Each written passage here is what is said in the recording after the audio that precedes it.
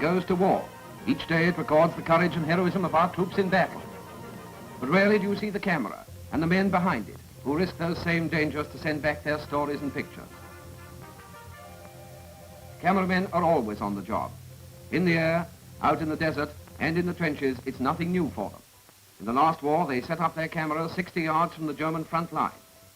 The man in the tin hat and bow tie is D.W. Griffiths, responsible for that silent epic, The Birth of a Nation. Their get-up may look a bit odd now, but they thrilled the audiences of their day with the first shots of a tank going into action. And in 1916, to the sound of a tinkling piano, it lumbered across the screen. It was news. Tank was a magic word. It was Britain's secret weapon. And because of the frontline cameramen, people at home saw it in action. The inverted commas disappeared. The rear wheel that helped the tank over wide trenches went too. So did the cameramen's bow ties. They were issued with uniforms. Wearing the war correspondent's flash, film cameramen went out on the job again, sending back frontline pictures that week by week you see in the 5 newsreels you know so well. Gradually, the services built up organizations. In the Army Film Unit, volunteers from all sections get an intensive training under experts. First comes the theoretical side of the job.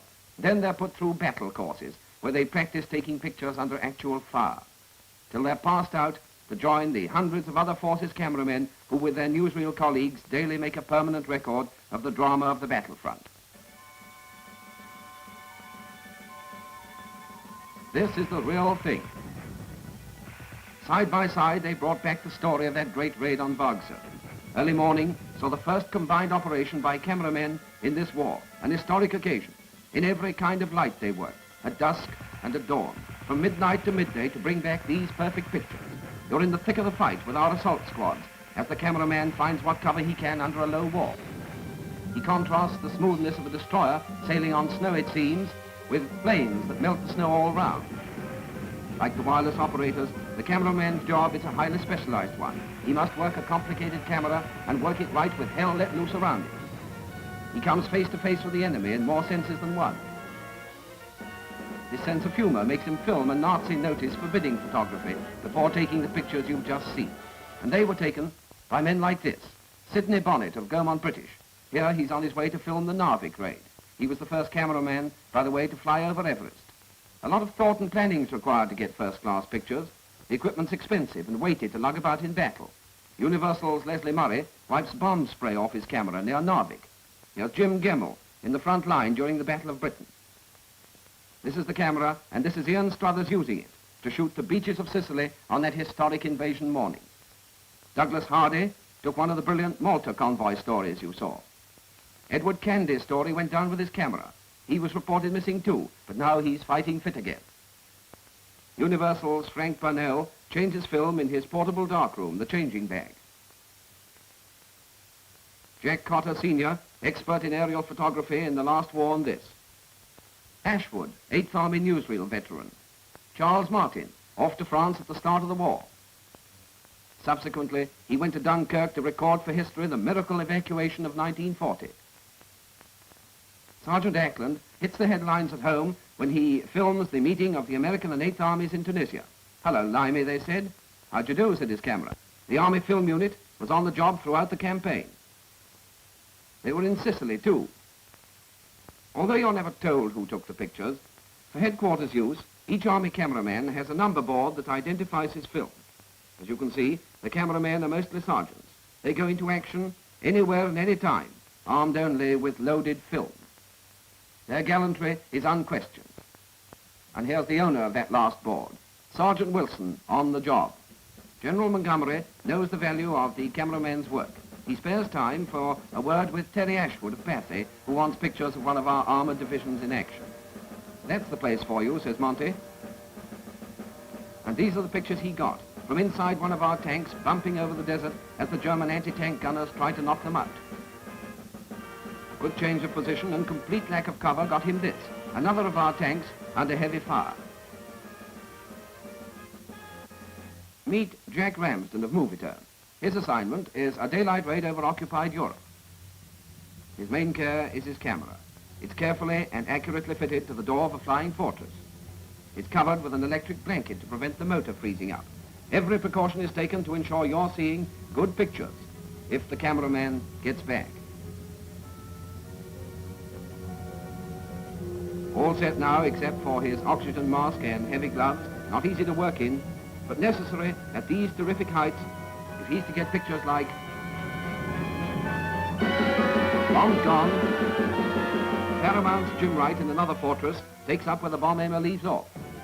They're over in an Italian cove, pattern bombing it for enemy submarines. Wouldn't you think his fingers would tremble with excitement?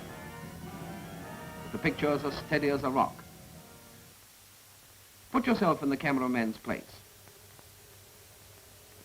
These bombs, gleaming white against the blue of the sea, are plunging down relentlessly on the Italian fleet. Down they drop, and there's more to come. What a chance for the cameraman, but those bombs are pretty small things to follow. Correcting his aim all the time, with his eye glued to the viewfinder, he follows the tiny specks down and down. Is that the target coming into view on the left? No, it's only a destroyer between the torpedo nets. The light seems good down there.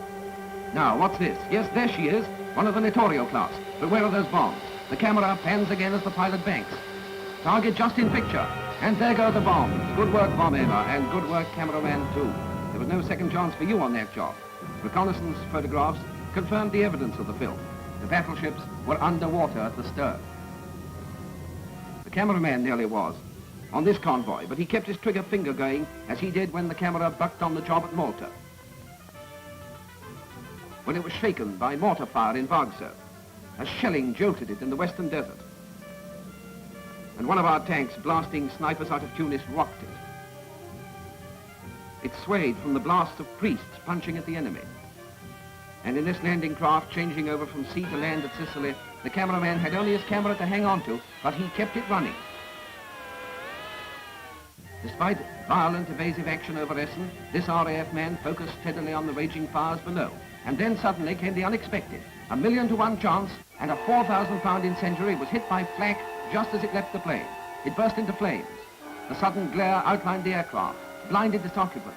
The pilot flung his ship about still more violently, but the RAF cameraman somehow or other kept lined up on his target, that falling mass of fire. The unexpected on the ground this time. 300 yards away, an ammo dump goes up. But the cameraman swings onto the burning embers and debris while they're still in the air.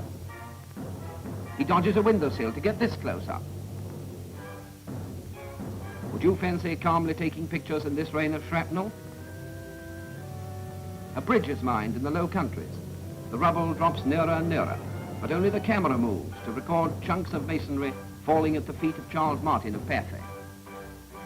To a cameraman, it's all in the day's work, like jumping to these red devils, the parachute troops of the British Army. One after another they go, and the cameraman goes with them, taking pictures all the time as he drops down to earth, and minding his camera as he lands. Fred Bayliss of Paramount took those pictures. His camera had to be strapped to his belt. Bayliss was killed on the eve of the Sicilian invasion. And this is the last shot he took, emplaning again for action. Under crossfire between ships en route for Russia, the cameraman can't always get the picture he wants. On this Arctic convoy, Ewens hung onto a Nazi plane that was hit, but when it crashed, it was out of camera range. The Navy grinned as he cursed his luck, but here's one that didn't get away. And as he hung onto this shot, thought after thought raced through the cameraman's mind. Will any ship get between me and that plane? Will they hit us in the meantime? Can I get this safely back to England? Shall I have enough film to get the final dive?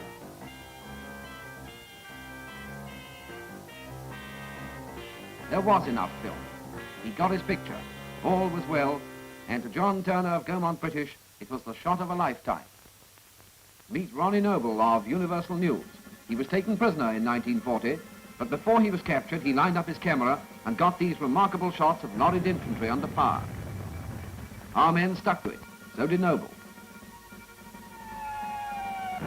That wasn't far away. Nor was this one either.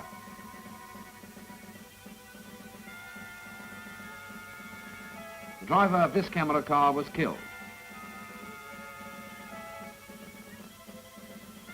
But Alec Tozer of Movietone got off with only a smashed tripod and lived to get these great prisoner of war scenes, thousands of Italians rounded up in Africa. From a photographic point of view alone, these pictures are worth keeping. But you remember how they cheered you in 1940? They're historic, too. They record the beginning of Italy's downfall and the smashing of Mussolini's empire. Much nearer home, the camera goes into action off Dover. The port is under fire. Even the whine of shells is recorded. The cameraman's eye and ear work like lightning as he pans the camera to pick up all 3 shells in a couple of seconds. From the cliffs, they film another sailboat. 2 pretty close. Where's the 3rd? The locals say they always come in 3s. Yes, there she blows. Our land convoys are under fire. Terry Ashwood is there to shoot and be shot at. A whistle of shells. He swings left and holds on to another salvo of 3. He gets a fresh angle over the side of the truck. Now driver's view of being under fire. 1940, and London was under fire. From the top of St. Paul's, from the dome itself, the camera looks down on the city ablaze. All through the Blitz, services and newsreel cameramen did a splendid job of work. This one happens to be Peter Cannon of Gaumont. The Army and the Crown Film units were out many nights. The National Fire Service unit worked non-stop, often stopping their cameras to give a hand with a hose.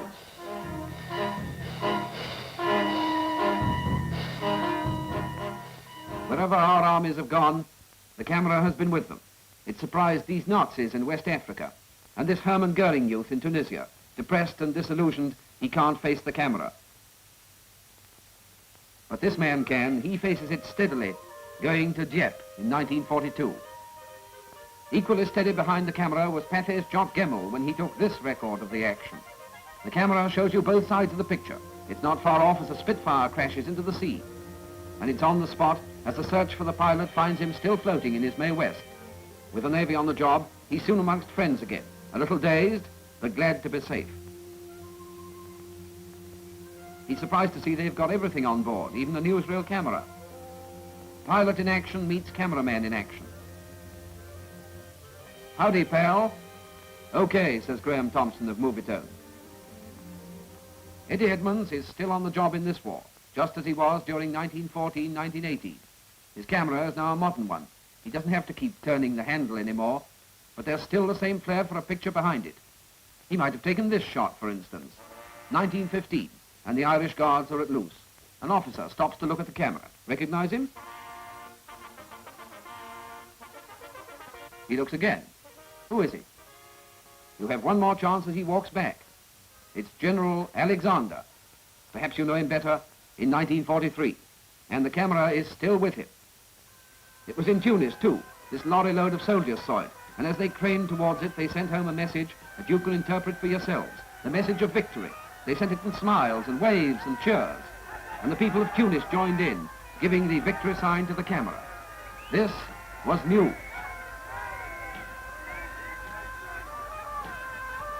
And it reached you through a reel like this.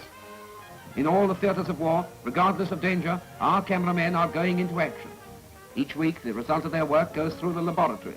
The editor and commentator work on it. And when it reaches the projection box, it's ready for you to see. The story of the war. On with the news, shot for you by cameramen at war.